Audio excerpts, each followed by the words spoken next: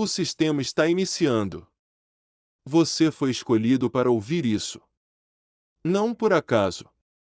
Em um mundo cheio de ruído, onde todos são rápidos para falar, rápidos para julgar, você é convidado a entrar em um espaço de silêncio sagrado. Um lugar sem opinião pública. Sem pressão. Sem expectativas. É só você, e a voz que realmente precisa ser ouvida. Hoje, não vim para trazer barulho à sua vida. Venho lembrar-lhe, é no silêncio que sua alma se cura. E sua missão começa. Você já sentiu que algo não estava certo, mesmo quando tudo parecia normal ao redor? Já sentiu um desconforto perto de alguém que sorri para você, mas cujo coração parece esconder uma tempestade? Há momentos em que o Espírito Santo sussurra à nossa alma: cuidado, nem todos que estão ao seu lado estão por você. Essa mensagem é para você que tem carregado uma dor silenciosa, para você que sente que algo está errado, mas não sabe como explicar, para você que ama, serve e ajuda, mas tem sido ferido em silêncio por alguém que se diz próximo. Hoje, com a luz da palavra de Deus, vamos discernir o que os olhos naturais não podem ver, porque Deus não quer que você ande enganado. Ele quer que você ande protegido.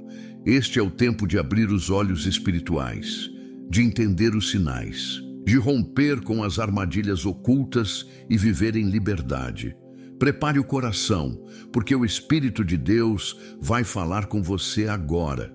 Primeiro sinal: quando o Espírito Santo revela o que os olhos não veem, há coisas que só o Espírito Santo pode revelar. Situações em que, aos olhos humanos, tudo parece normal, até mesmo afetuoso. Mas por trás do sorriso, da companhia constante, há um espírito de engano, uma ausência de amor verdadeiro. O discernimento espiritual não é o mesmo que desconfiança. A desconfiança nasce da dor humana, o discernimento da presença de Deus. Quando somos cheios do Espírito, começamos a enxergar com os olhos do alto e aquilo que estava escondido começa a se tornar claro como a luz do dia. Não é raro que aqueles que mais nos ferem sejam justamente os que estão mais próximos. Pessoas que caminham ao nosso lado, que conhecem nossa história, nossas fraquezas, nossos sonhos e usam isso contra nós. O inimigo sabe que um ataque vindo de longe pode ser facilmente evitado, mas o que vem de dentro, de quem deveria nos proteger, tem mais força para abalar. É por isso que o diabo, sendo astuto, planta sementes de divisão e rancor justamente entre os relacionamentos mais próximos. Ele usa pessoas como ferramentas e, às vezes, essas pessoas nem percebem que estão sendo influenciadas. O primeiro sinal de que alguém próximo pode estar abrigando sentimentos de ódio disfarçados é essa contradição silenciosa. A presença constante, mas uma ausência verdadeira. A pessoa está sempre ali. Conversa, manda mensagens, se aproxima, participa da sua vida, mas ao mesmo tempo existe um vazio emocional, uma frieza oculta. Falta empatia. Falta entrega sincera. Você percebe que algo não encaixa, mas não consegue explicar. É como um abraço que não aquece. Uma presença que não conforta. Um olhar que parece atravessar você sem enxergar. Esse tipo de relação não fortalece, não edifica, ela apenas consome. Há pessoas que se aproximam não porque te amam, mas porque desejam controlar, vigiar ou até mesmo competir. Estão próximas apenas para manter vigilância sobre a sua vida, para se alimentar das suas vulnerabilidades, ou em alguns casos, para manter uma aparência social. Mas quando você mais precisa de apoio, essas pessoas desaparecem em afeto, mesmo que permaneçam fisicamente ao seu lado. Na palavra de Deus, temos um exemplo claro e doloroso disso. Judas Iscariotes caminhou com Jesus. Viu milagres com os próprios olhos. Ouviu a verdade diretamente da boca do Salvador. Compartilhou da comunhão, do pão, dos momentos mais íntimos. E ainda assim, seu coração estava longe. Judas é o retrato de quem mantém a aparência de lealdade, mas carrega dentro de si um espírito de traição. O texto em Lucas 22, 47 e 48 revela o momento em que Judas se aproxima de Jesus com um beijo, o gesto máximo de afeição entre amigos. E é com esse beijo que ele o entrega ao inimigo. Veja a profundidade disso. Judas não apenas trai Jesus, ele o faz com um beijo. Isso nos mostra que o ódio escondido nem sempre vem com palavras duras ou atitudes violentas. Às vezes, ele se manifesta por meio de gestos de carinho falsificados, de companheirismo superficial, de envolvimento mascarado. A arma do traidor é o disfarce. Há pessoas que nos cercam, não porque nos admiram, mas porque desejam estar perto o suficiente para conhecer nossos pontos fracos. E quando chega a hora certa, a hora da ferida, da queda, da traição, elas se tornam instrumentos de destruição. Judas permaneceu perto de Jesus até o fim, mas nunca se rendeu de verdade à verdade que ele pregava. Nunca permitiu que seu coração fosse transformado. E é isso que diferencia um amigo verdadeiro de um traidor silencioso: o coração. Quando o Espírito Santo habita em nós, ele começa a soprar verdades dentro da alma. Às vezes, sentimos um desconforto que não conseguimos explicar. Uma inquietação diante de alguém que aparentemente não fez nada contra nós. Mas há algo no espírito dessa pessoa que não se alinha com o nosso. É aí que entra o discernimento espiritual. Deus começa a mostrar que há presença, mas não há amor, que há palavras, mas não há verdade, que há companhia, mas não há comunhão. E por que Deus revela isso? Para que sejamos duros ou julgadores? Não. Deus revela para proteger.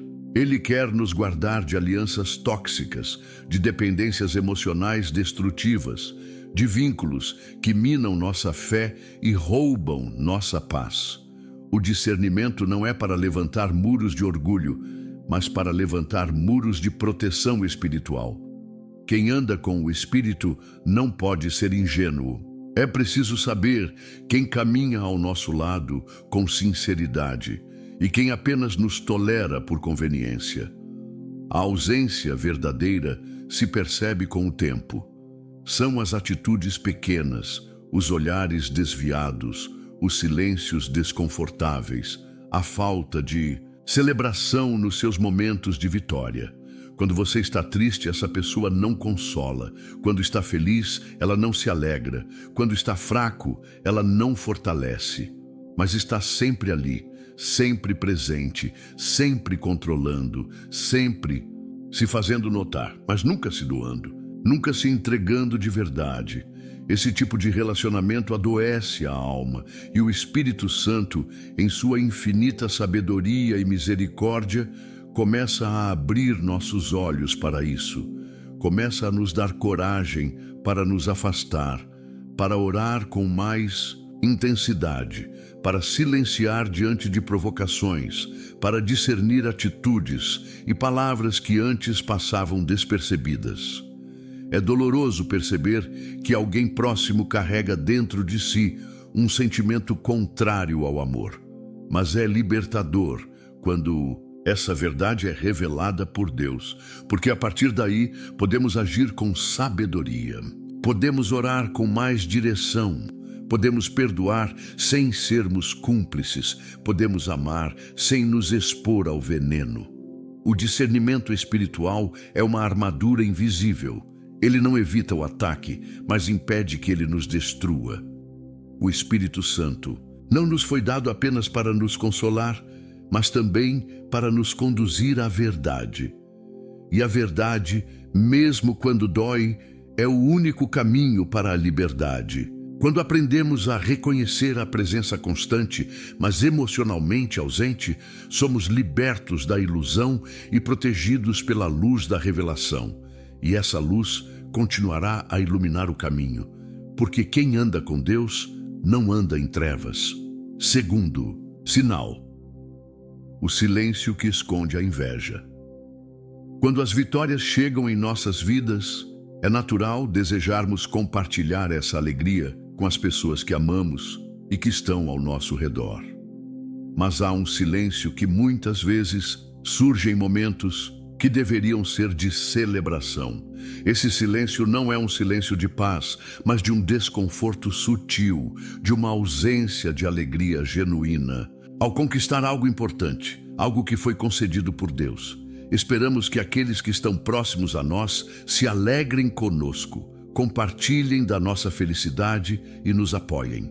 No entanto, quando nos deparamos com a indiferença, ou até mesmo com um sorriso forçado, uma sensação de desconforto toma conta do coração. Este é o segundo sinal de que alguém pode estar nutrindo sentimentos de ódio em segredo. A falta de alegria genuína diante das nossas conquistas.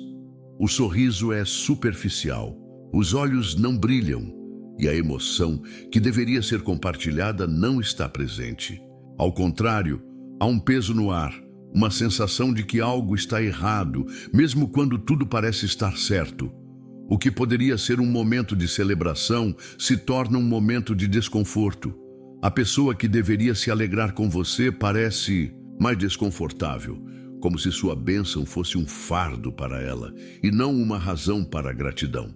Esse comportamento é frequentemente resultado da inveja. Não é que a pessoa odeie você por algo específico que tenha feito de errado. Na verdade, pode até ser que ela te admire por muitas qualidades. Mas o que ela não suporta é o fato de Deus ter te abençoado de maneira visível, quando talvez ela mesma sinta que não recebeu a mesma graça. A inveja, portanto, não nasce do que você fez, mas do que Deus fez por você. A inveja, esse sentimento corrosivo, é um dos maiores inimigos da alma.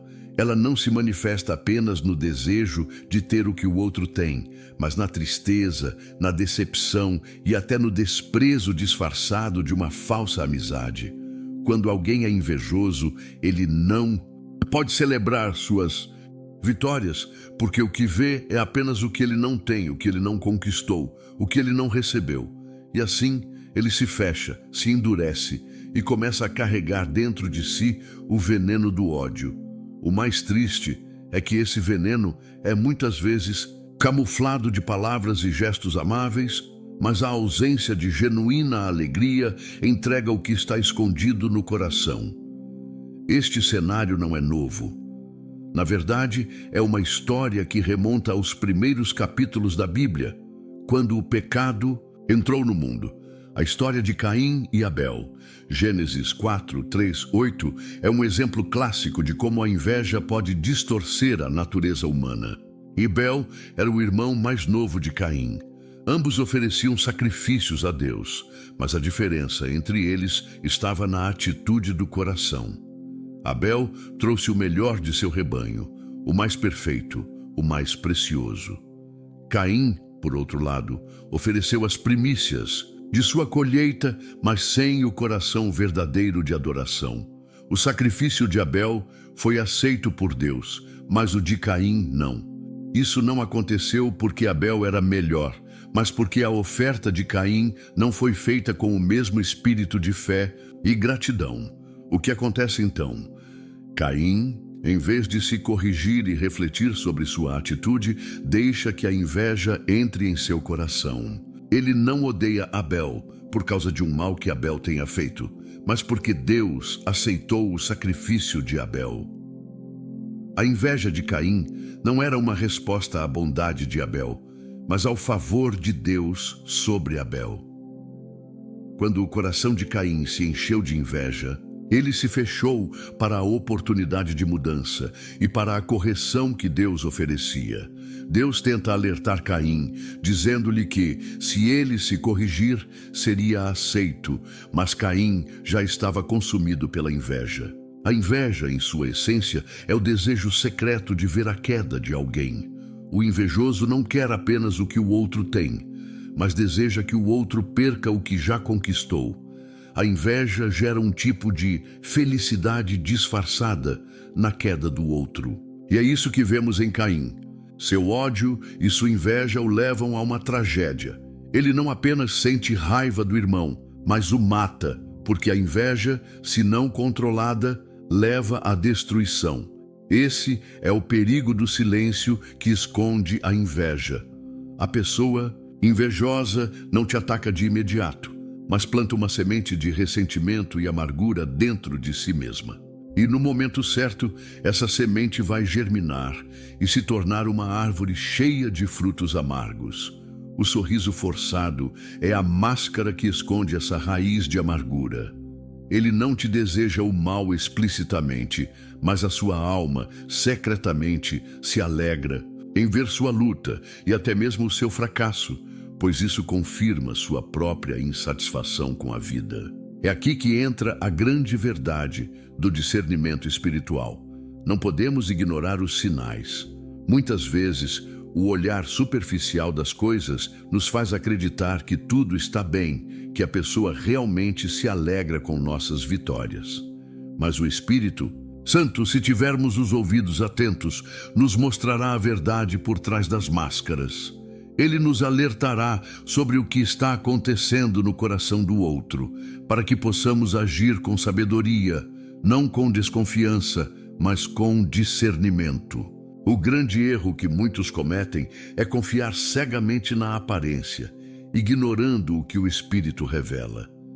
Deus, ao nos dar o discernimento, nos dá também a chance de nos proteger, de não nos expormos ao veneno da inveja, de não nos deixar aprisionar pela amargura que habita no coração de outros. E é por isso que a falta de alegria genuína nas vitórias alheias é um dos sinais mais claros de que algo não está bem.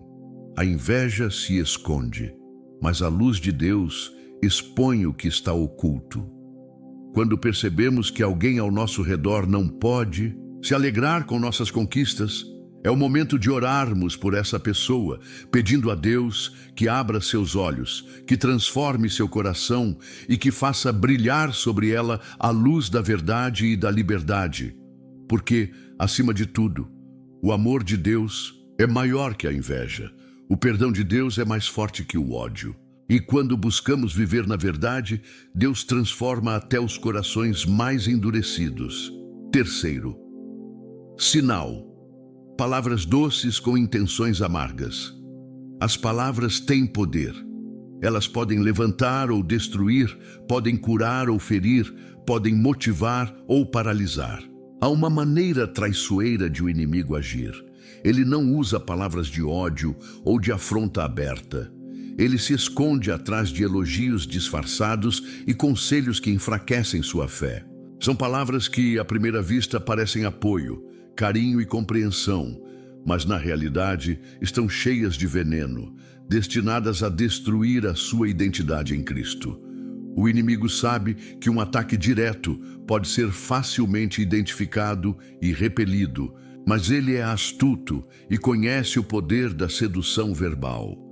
Ele usa palavras doces como iscas, tentando capturar a sua mente e distorcer sua confiança na verdade de Deus. Este é o terceiro sinal de que alguém próximo pode estar te manipulando com intenções amargas, elogios disfarçados e conselhos que enfraquecem sua fé. A pessoa pode até parecer que está do seu lado, oferecendo palavras de incentivo e apoio, mas, por baixo da superfície, o objetivo é enfraquecer sua convicção, minar sua confiança em Deus e afastá-lo do caminho certo.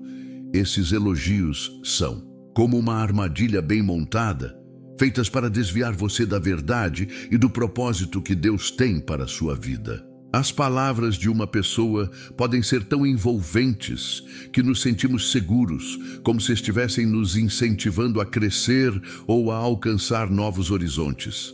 Mas, em vez disso, essas palavras começam a criar insegurança. Elas abrem brechas na nossa fé. As críticas camufladas de sugestões, os elogios feitos com uma ênfase estranha, são armas que o inimigo usa para nos fazer duvidar de quem somos em Cristo, para fazer com que percamos a nossa confiança no poder de Deus para nos conduzir. O que parece ser um carinho é, na verdade, uma tentativa de desviar o nosso olhar de Deus para as nossas próprias limitações. Esse tipo de comportamento é insidioso, porque as palavras não são necessariamente falsas. Elas podem ser parciais ou mal interpretadas, mas o propósito delas, por trás da forma doce e sedutora, é minar o nosso foco em Cristo. Um exemplo claro disso encontramos na história de Dalila e Sansão, registrada no livro de Juízes 16. Dalila, uma mulher aparentemente apaixonada e afetuosa, usou de carinho e amor para enganar Sansão, o homem de grande força física, para que ela pudesse descobrir o segredo de sua força. E não foi por falta de amor verdadeiro que Dalila agiu assim. Ela o fez para agradar aos filisteus em troca de uma recompensa, mas o que ela mais desejava era destruir a força de Sansão. Dalila começou a tentar arrancar de Sansão o segredo de sua força com palavras doces e carinhosas. Ela dizia: "Como você me diz que me ama se o seu coração não está comigo? Como você pode dizer que me ama e não me conta o segredo da sua força?" E Sansão, desarmado pela doçura de suas palavras e pela falsa afabilidade de Dalila, revelou seu segredo. Essa história nos mostra o poder das palavras carregadas de afeto e a forma como o inimigo pode usar um relacionamento de confiança para nos destruir. Dalila não usou um grito de raiva, não usou ameaças, mas palavras cheias de mel. Ela sabia que se conseguisse arrancar um segredo de Sansão, ela teria controle sobre ele, e então ele perderia sua força. E o pior de tudo é que Sansão, mesmo sendo o homem mais forte fisicamente, estava vulnerável espiritualmente. Ele não percebeu que o que parecia ser um amor verdadeiro de Dalila era, na realidade, uma armadilha disfarçada. Dalila usou palavras doces para arrancar de Sansão aquilo que ele mais prezava: sua força, sua capacidade de resistir e sua identidade como escolhido de Deus. O que o inimigo fez com Sansão, ele tenta fazer conosco todos os dias.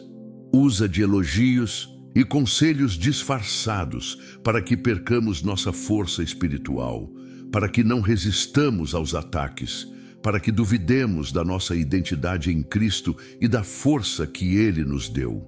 O que é dito de forma carinhosa pode ser a chave para a destruição, se não estivermos atentos ao espírito por trás das palavras. Às vezes, o inimigo fala para a nossa mente por meio de pessoas que nos cercam, dizendo o que acham que queremos ouvir, falando aquilo que nos tranquiliza, que nos dá uma sensação de conforto. Mas, na realidade, essas palavras muitas vezes estão tentando nos fazer tomar decisões que não estão alinhadas com o plano de Deus para nós.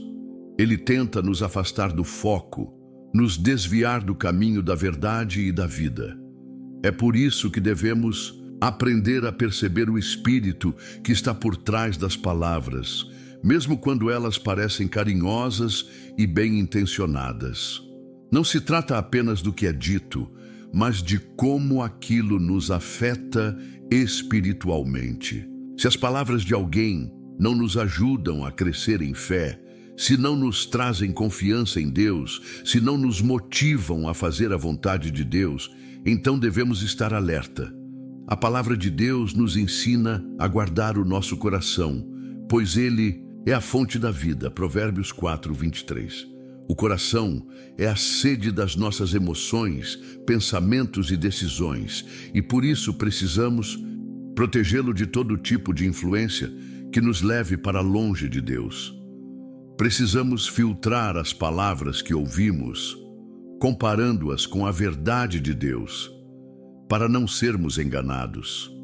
É também por isso que o Espírito Santo, em sua infinita sabedoria, nos dá discernimento Ele nos ensina a ver além da superfície. Ele nos dá sensibilidade para perceber quando uma palavra, por mais doce que seja, está tentando nos afastar daquilo que Deus tem para nós. O discernimento espiritual nos permite perceber o espírito de Dálila por trás das palavras de afeto e nos impede de cair na armadilha de um conselho que parece bom, mas que, na verdade, está nos afastando do caminho da verdade.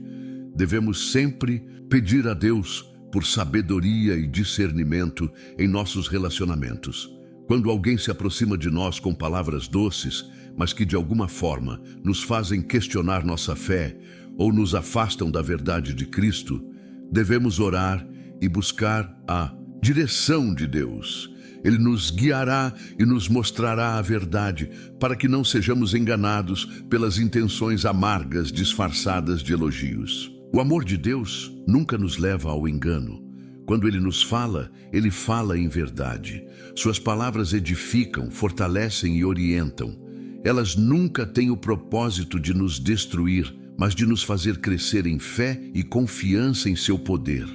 Por isso, ao discernirmos as palavras ao nosso redor, devemos lembrar que as palavras de Deus são aquelas que nos edificam e nos conduzem para mais perto de sua vontade e do seu propósito para a nossa vida. Quarto sinal.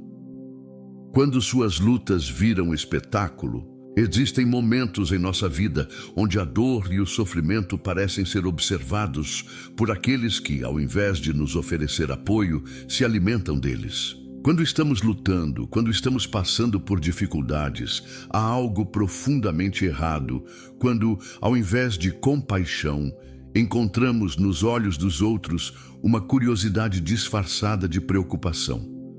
Quando nossas lutas se tornam um espetáculo, para os outros, algo em nosso interior começa a perceber que estamos lidando com algo mais profundo e mais perigoso: o prazer secreto de ver alguém sofrer. Esse é o quarto sinal de que alguém próximo te odeia em segredo. A pessoa se alimenta do seu sofrimento, tem prazer em ver você tropeçando, vacilando, se perdendo no caminho, mesmo que diga o contrário.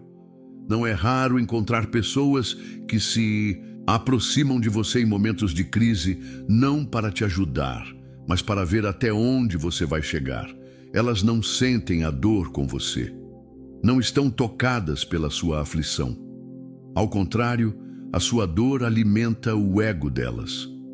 Elas observam de longe, com um olhar atento, esperando o momento exato para ver sua queda. E ao mesmo tempo disfarçam esse sentimento com palavras suaves, com um gesto aqui ou ali, fazendo você acreditar que estão se preocupando. Mas no fundo, não se importam com a sua restauração, com o seu crescimento ou com a sua cura.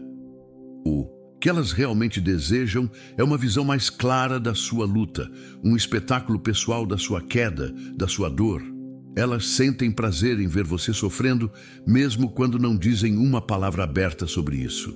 Esse comportamento é perverso e insidioso, pois está disfarçado de preocupação. Mas é uma preocupação que não se traduz em ações que nos levantam ou nos fortalecem. Ela se expressa em palavras de lamento que não trazem solução, em um olhar vazio de esperança, em um comportamento que apenas consome e não constrói. O sofrimento se torna uma espécie de alimentação emocional para quem deseja ver o outro em desespero, porque isso, de algum modo, preenche o vazio do seu próprio coração. Esse sinal de inveja disfarçada é tão cruel porque não há empatia genuína nas ações de quem deseja ver o outro sofrer. A dor não move o coração dessa pessoa para a compaixão.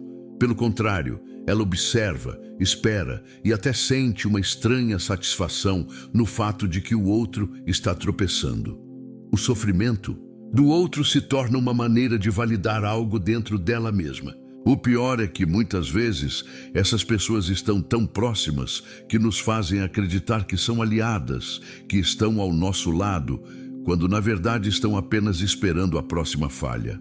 A história de José e seus irmãos, narrada em Gênesis 37, É um exemplo clássico de como o ódio disfarçado pode se manifestar dentro da própria família. José era amado por seu pai Jacó, o que causava uma inveja profunda em seus irmãos.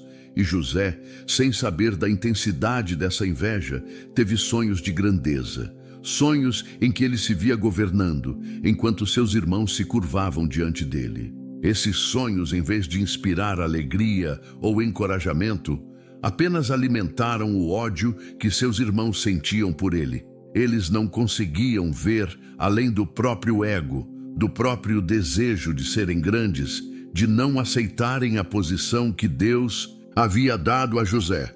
Quando José foi enviado por seu pai para ver como seus irmãos estavam no campo, eles o avistaram de longe. Quando perceberam que era ele, começaram a planejar sua queda. O ódio que sentiam por ele não era apenas pela sua posição como favorito de Jacó, mas também por seus sonhos. Eles o viam não como um irmão, mas como um obstáculo para seus próprios desejos. José não representava uma bênção para eles, mas uma ameaça. E isso, por mais difícil que seja de entender, é o que acontece com muitas pessoas que nos rodeiam. Elas não querem que alcancemos o que Deus tem para nós, porque têm medo de que isso revele a falta de fé ou a falta de realização em suas próprias vidas. José foi jogado em um poço e seus irmãos inicialmente queriam deixá-lo ali para morrer. Quando finalmente decidiram vendê-lo como escravo, estavam aliviados, não por terem feito algo bom, mas porque sentiam que a dor de José, sua separação da família, sua perda de status, era a sua forma de justiça. Eles se alimentaram de seu sofrimento.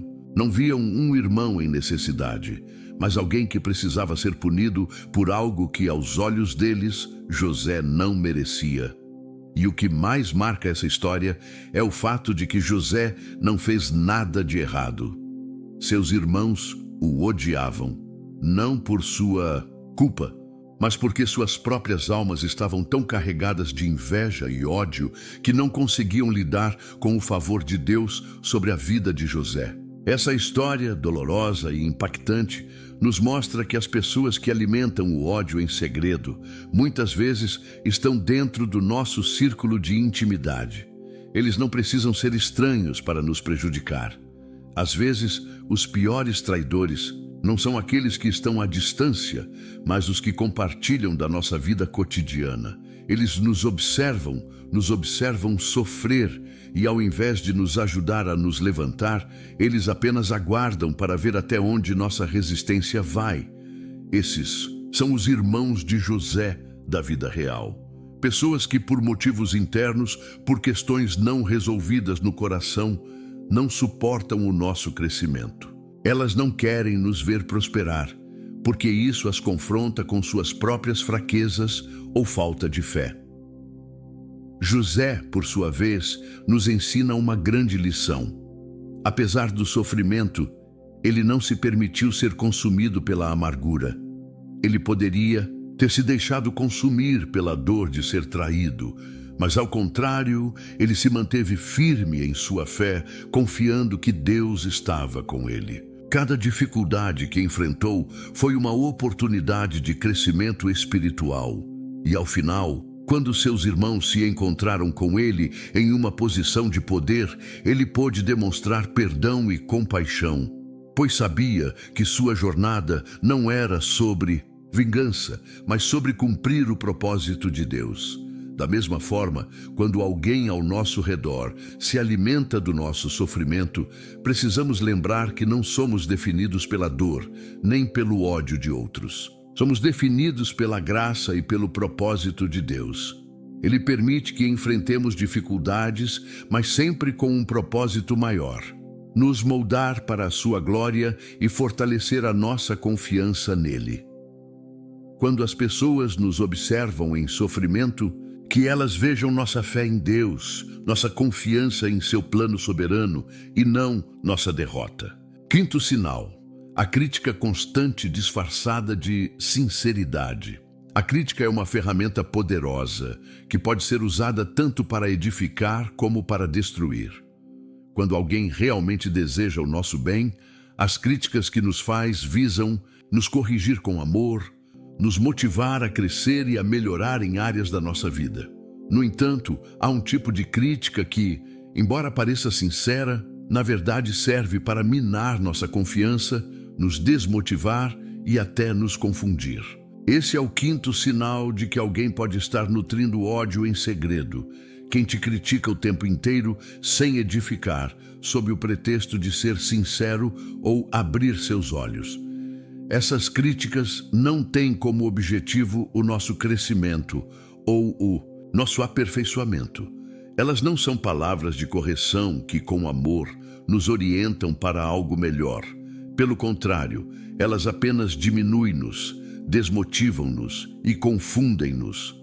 O crítico disfarçado de amigo ou conselheiro sempre tenta se apresentar como alguém que está apenas abrindo nossos olhos, como se fosse o único capaz de enxergar os erros que precisamos corrigir. Esse tipo de crítica pode surgir em qualquer lugar, na família, entre amigos, no ambiente de trabalho, mas sempre terá a mesma característica: ela não constrói, ela destrói. E o mais traiçoeiro de tudo isso é que, em muitos casos, a pessoa que nos critica vai alegar que está sendo sincera, que está apenas tentando nos ajudar a ser melhores. A crítica constante e destrutiva tem o poder de paralisar qualquer sonho, qualquer visão que Deus tenha colocado em nossos corações. Ela tenta apagar a chama da fé e da confiança em nosso chamado, fazendo-nos duvidar de nossa capacidade de cumprir o propósito que Deus tem para nós. Essa crítica não é baseada em uma preocupação genuína com o nosso bem-estar, mas sim no desejo oculto de nos ver cair, nos ver fraquejar. E o inimigo, em sua astúcia, usa esse tipo de crítica como uma das armas mais eficazes para nos desviar do caminho que Deus traçou para nós. Vemos um exemplo claro disso na história de Eliabe e Davi em 1 Samuel 17:28. Davi, ainda jovem, estava em um momento decisivo da sua vida. Ele se preparava para enfrentar Golias, o gigante que desafiava todo o exército de Israel. Mas, antes de entrar em batalha, ele se depara com a crítica de Eliabe, seu irmão mais velho, que lhe diz: "Por que vieste aqui? E com quem deixaste aquelas poucas ovelhas no deserto? Sei bem o orgulho e a maldade do teu coração. Vieste apenas ver a batalha." O que Eliabe não compreendia era que Davi estava ali com uma missão dada por Deus. Ele não estava ali por orgulho ou por curiosidade, mas porque sentia no coração a responsabilidade de lutar pela honra de Deus e do seu povo.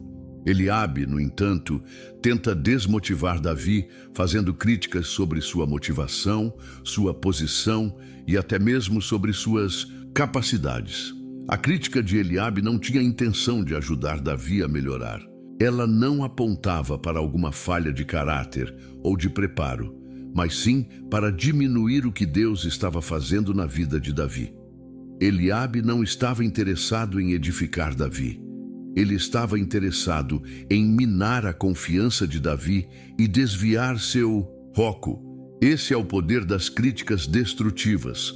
Elas tentam apagar o chamado divino, usando palavras de derrota para nos fazer acreditar que somos incapazes de realizar aquilo que Deus tem para nós. O que Eliabe não entendia era que Davi não estava lutando contra um gigante por sua própria força, mas pela força do Senhor. Ele sabia que o Senhor o havia capacitado para enfrentar aquele desafio, e sua confiança não estava em sua habilidade ou experiência, mas na promessa de que Deus estaria com ele. O erro de Eliabe foi não ver com os olhos da fé. Ele não entendia o que Deus estava fazendo em Davi, porque sua visão estava turvada pelo orgulho e pela inveja. Eliabe se sentia ameaçado pela fé de Davi, porque Davi estava disposto a enfrentar o impossível, enquanto ele, Eliabe, estava paralisado pelo medo. E nesse momento, a crítica não foi dada com intenção de ajudar Davi, mas para tentar impedi-lo de cumprir o propósito de Deus para a sua vida. É assim que o inimigo age, muitas vezes dentro de casa, entre amigos e até mesmo entre irmãos em Cristo. Ele usa palavras de derrota disfarçadas de preocupação. Ele levanta pessoas ao nosso redor para que, com críticas constantes, tentem abalar nossa confiança, fazendo-nos duvidar do plano de Deus. O inimigo sabe que, se ele conseguir semear a dúvida, a insegurança e o medo, nós paralisaremos a nossa fé. Ele quer que duvidemos das nossas capacidades e do nosso chamado.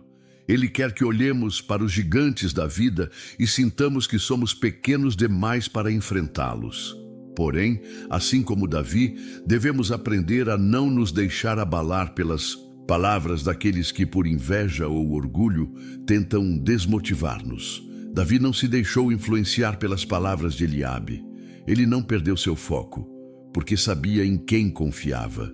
E mais importante ainda, sabia que estava fazendo a vontade de Deus.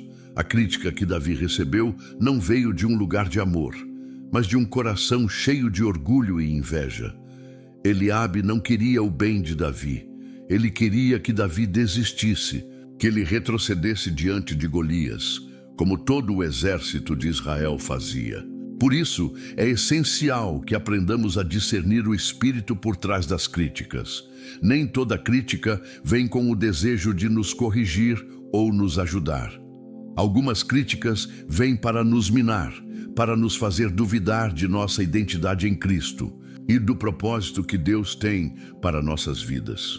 O inimigo sabe que as palavras têm poder e ele usa as críticas para tentar destruir nossa confiança, nos afastar da visão de Deus e nos fazer crer que somos incapazes de enfrentar os gigantes da vida. Quando alguém se levanta contra nós com críticas destrutivas, devemos fazer o que Davi fez. Não responder com raiva, mas com fé e confiança em Deus. Davi não deu ouvidos às críticas de Eliabe. Ele se manteve firme naquilo que Deus havia colocado em seu coração. Ele sabia que o gigante Golias seria derrotado, não pela sua força, mas pelo poder de Deus que estava com ele. E assim como Davi, devemos confiar que as críticas não têm poder sobre quem Deus diz que somos. Nosso valor e nossa força vêm de Deus, e Ele é maior do que qualquer crítica que o inimigo possa tentar levantar contra nós. A lição é, clara: não deixe que a crítica destrutiva do homem roube sua confiança no propósito divino. Se você está sendo criticado, lembre-se de que a única voz que realmente importa é a voz de Deus, e Ele já te chamou para vencer. Não permita que as críticas te paralisem. Levante-se com fé, como Davi fez, e vá enfrentar o seu Golias. Deus estará com você. Sexto sinal: a manipulação emocional que tenta te controlar. Quando alguém tenta controlar emocionalmente outra pessoa, uma das formas mais sutis de manipulação é fazer com que a vítima se sinta culpada por algo que não fez. Essa manipulação emocional é extremamente eficaz porque desestabiliza a pessoa emocionalmente, fazendo-a duvidar de si mesma e até mesmo aceitar responsabilidades que não são suas. Este é o sexto sinal de que alguém pode estar te odiando. Em segredo, a pessoa te culpa, te faz sentir errado por coisas que você nem fez. A manipulação emocional envolve um tom de vitimismo, no qual a pessoa tenta fazer você acreditar que está fazendo algo de errado, mesmo quando você está apenas vivendo a sua vida e buscando o melhor para todos ao seu redor. Quando alguém que está ao seu lado tenta constantemente jogar a culpa em você, isso gera um desequilíbrio emocional profundo. A vítima começa a se questionar, a sentir que é sempre a culpada, que está errando, mesmo quando a situação não justifica isso. Esse tipo de comportamento desvia o foco das verdadeiras responsabilidades e distorce a realidade, criando um ambiente onde a pessoa manipulada vive em constante dúvida e confusão.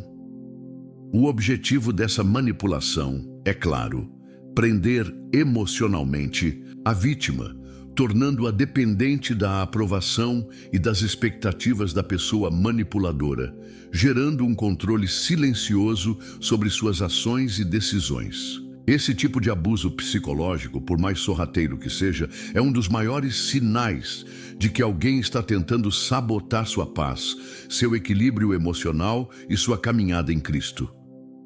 Quando o ódio está disfarçado de carinho ou amizade, ele começa a se infiltrar nas relações por meio de acusações injustas e manipulação emocional. E o pior de tudo isso é que muitas vezes a pessoa manipuladora se coloca na posição de vítima, fazendo com que a outra parte sinta-se culpada e responsável por seu sofrimento. Esse tipo de manipulação não é apenas cruel, mas também destrutivo, pois faz com que a vítima se sinta emocionalmente esgotada e incapaz de tomar decisões sem a aprovação do manipulador. Uma história bíblica que ilustra perfeitamente esse tipo de manipulação emocional é a de Herodias e João Batista. Marcos 6, 17 e 28. Herodias, esposa de Herodes, odiava João Batista porque ele havia confrontado o casamento deles. João, como profeta de Deus, denunciou o pecado de Herodes, dizendo-lhe que ele não deveria estar com Herodias, sua cunhada. Esse confronto com a verdade era algo insuportável para Herodias, e ela começou a tramar contra João, buscando silenciá-lo a todo custo.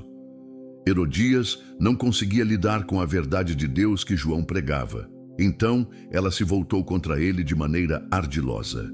Herodias manipulou a situação ao ponto de convencer sua filha Salomé a dançar para Herodes, com a promessa de dar-lhe o que ela pedisse.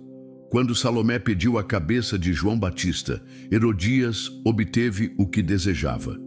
Ela não apenas quis calar a voz profética de João, mas também usou as emoções de sua filha e o poder de Herodes para fazer algo extremamente cruel e injusto, prendendo a verdade e distorcendo a realidade em nome de um desejo egoísta. Esse tipo de manipulação emocional é um reflexo de como o ódio muitas vezes se esconde atrás do desejo de controle. Herodias não queria apenas que João fosse silenciado, ela queria controlar a narrativa e evitar que a verdade a confrontasse.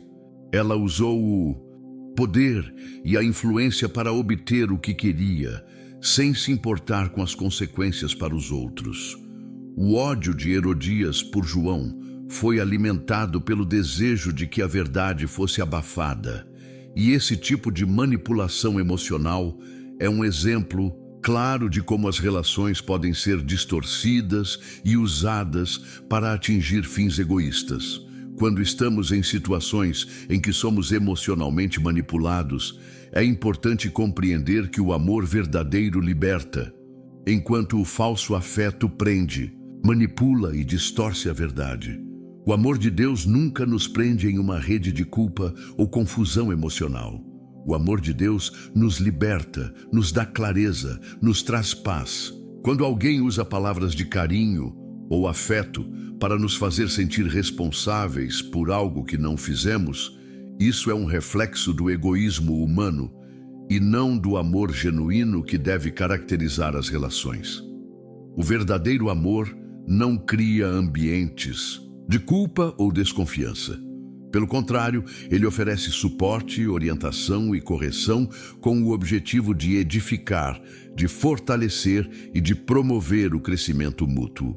Quando o amor é distorcido e usado para manipulação, ele se torna uma armadilha emocional que impede a pessoa de viver com liberdade. O amor manipulado por interesses egoístas cria um vínculo de controle, fazendo com que a pessoa manipulada viva em constante medo e insegurança. Em vez de ter paz, ela sente constantemente que precisa agradar, que precisa justificar suas ações e até mesmo sua própria existência para manter a paz na relação. O falso afeto, portanto, visa criar um ciclo vicioso de dependência emocional, onde a pessoa manipulada se vê refém das emoções da outra pessoa. Isso pode ser devastador, porque quem está sendo manipulado perde sua própria identidade, sua liberdade e muitas vezes sua conexão com a verdade de Deus.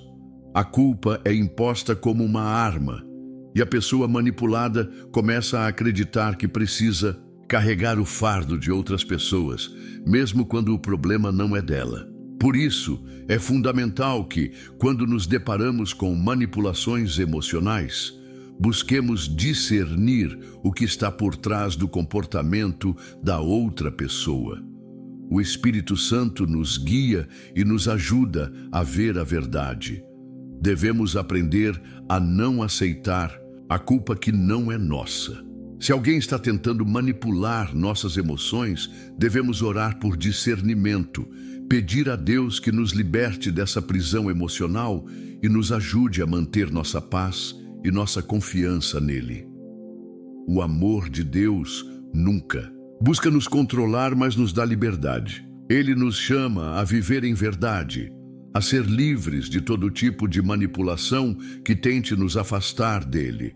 Assim como João Batista não se deixou abalar pela manipulação de Herodias e Herodes, nós também precisamos aprender a manter nossa fé e nossa integridade em meio à manipulação emocional.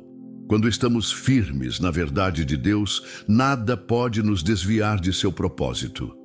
Mesmo que outros tentem nos manipular, podemos confiar que Deus é quem nos guia, e Ele nunca permitirá que o controle do inimigo tenha a última palavra sobre nossa vida. A verdade de Deus é maior que qualquer manipulação humana, e é ela que nos liberta e nos fortalece para viver em sua paz. Sétimo sinal.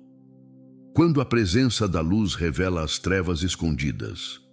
Quando caminhamos em Cristo, algo profundo acontece. Nossa presença começa a afetar aqueles ao nosso redor, de uma maneira que não podemos controlar nem prever. O que parece ser uma reação despropositada, uma sensação de desconforto inexplicável, muitas vezes é um reflexo do que está acontecendo nas profundezas do espírito da outra pessoa. O sétimo sinal de que alguém pode estar te odiando em segredo é simples, mas profundo. Você incomoda a pessoa sem motivo aparente. Sua paz, sua serenidade, sua confiança em Deus geram reações negativas. E não é porque você fez algo de errado. É justamente o oposto. A luz que você carrega em Cristo está revelando as trevas que ela preferia manter escondidas. Isso acontece porque a luz de Cristo em você não pode ser ignorada. Ela brilha onde há escuridão, e quem ainda se apega às trevas não pode se aproximar da luz sem se sentir desconfortável, sem ser confrontado. Como diz João 3:20, todos os que praticam o mal odeiam a luz e não se aproximam dela, temendo que suas obras sejam expostas. Esse versículo revela uma verdade clara sobre as reações de pessoas que ainda estão presas ao pecado e à escuridão. Elas não querem que sua verdadeira natureza seja vista. Elas não querem ser confrontadas pela pureza de Cristo que brilha através de você. E, portanto, sua presença começa a incomodá-las, mesmo que você não tenha dito uma palavra. Essa é a razão pela qual, muitas vezes, você pode estar simplesmente vivendo sua vida em Cristo, sem intenção de ferir ninguém, mas ainda assim sentir que sua paz provoca uma reação negativa. Isso não é um reflexo de sua falha ou culpa, mas é um reflexo do que a sua presença espiritual está fazendo naquele ambiente.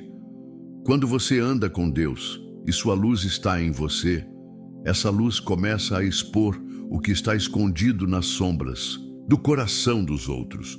Aqueles que ainda estão nas trevas, aqueles que se recusam a deixar o pecado, podem se sentir ameaçados pela sua simples presença, porque você é um lembrete constante de que há uma outra maneira de viver. Uma maneira que não se conforma com o mal, mas que caminha na verdade de Cristo.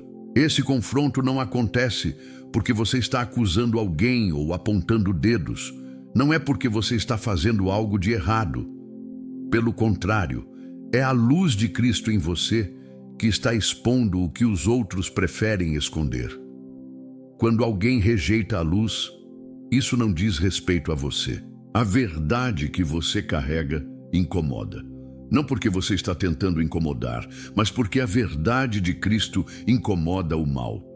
O mal não quer ser exposto, não quer ser confrontado, e as pessoas que ainda estão aprisionadas a ele, muitas vezes, reagem com hostilidade ou resistência. Por mais que sua presença seja de paz, a paz de Cristo muitas vezes gera uma luta interna nas pessoas que ainda se apegam às trevas. Isso acontece em ambientes familiares, no trabalho, entre amigos e até mesmo dentro da igreja. Muitas vezes, vemos pessoas se afastando ou reagindo negativamente, não porque fizemos algo errado, mas porque estamos refletindo a verdade de Cristo em nós. Sua paz, sua fé inabalável, sua confiança em Deus são como luzes brilhantes em um ambiente escuro. E como a luz expõe as trevas, algumas pessoas não querem que as trevas sejam expostas. Elas não querem que seus pecados, suas falhas, suas motivações egoístas ou suas mentiras sejam vistas. O que para você é simplesmente viver na verdade de Cristo, para elas pode ser um desconforto profundo, pois isso as faz confrontar algo que preferem manter escondido. Esse fenômeno espiritual está relacionado diretamente ao discernimento espiritual que Deus nos dá. Muitas vezes, o Espírito Santo nos revela essas situações para que não sejamos cegos espiritualmente. Não se trata de condenar ou julgar o outro, mas de perceber as intenções espirituais por trás de cada interação, para que possamos agir com sabedoria, com amor, mas também com firmeza em nossa fé. O discernimento não nos faz temer os outros, mas nos protege, nos orienta e nos dá a capacidade de reagir com discernimento diante das adversidades. A verdade que temos em Cristo é a verdade que nos liberta, e essa liberdade muitas vezes se torna uma fonte de resistência para aqueles que ainda não aceitaram essa verdade. Como Jesus, que foi traído por Judas, alguém que estava ao seu lado, não é vergonha perceber que alguém próximo te odeia em segredo. A vergonha está em ignorar os sinais que o Espírito Santo está nos revelando. Não podemos ser cegos espiritualmente. Devemos estar alertas para os sinais, discernindo a presença do mal, mas não temendo, porque a verdade de Cristo nos fortalece e nos capacita a agir com sabedoria. O chamado de Cristo para nós não é apenas para amar, mas para amar com os olhos bem abertos.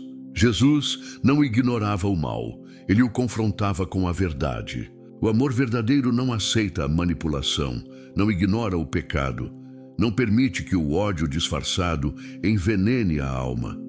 O amor de Cristo é uma luz que brilha nas trevas, e essa luz não tem medo das trevas, porque a luz sempre vence as trevas. Ao seguir a Cristo, estamos sendo chamados não apenas a amar de maneira passiva, mas a amar com discernimento, com coragem para confrontar as mentiras e os enganos que o inimigo tenta espalhar. Devemos, portanto, caminhar com os olhos abertos para as intenções espirituais ao nosso redor.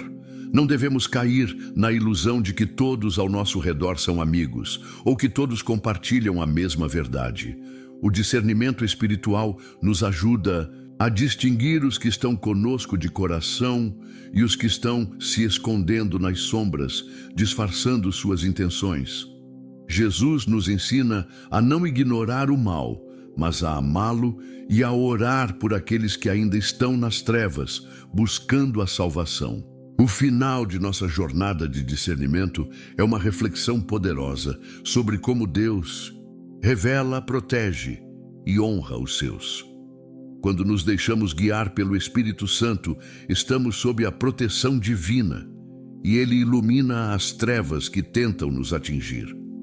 A verdade que encontramos em Cristo é a nossa proteção. Deus revela o que está escondido, ilumina o que está nas sombras e guarda os seus escolhidos como a menina dos seus olhos. Quem anda com Deus nunca estará à mercê das intenções ocultas dos homens. Ele nos revela a verdade, nos guia pela luz e nos protege das armadilhas do inimigo, porque Deus é fiel e soberano sobre todas as coisas. Que o Senhor abençoe cada um de vocês com discernimento espiritual, protegendo seus corações da manipulação e das intenções ocultas, guiando-os pela luz de sua verdade e fortalecendo-os em sua paz. Que a luz de Cristo brilhe em suas vidas, revelando o que está escondido e os conduzindo para uma caminhada segura em sua graça. Amém.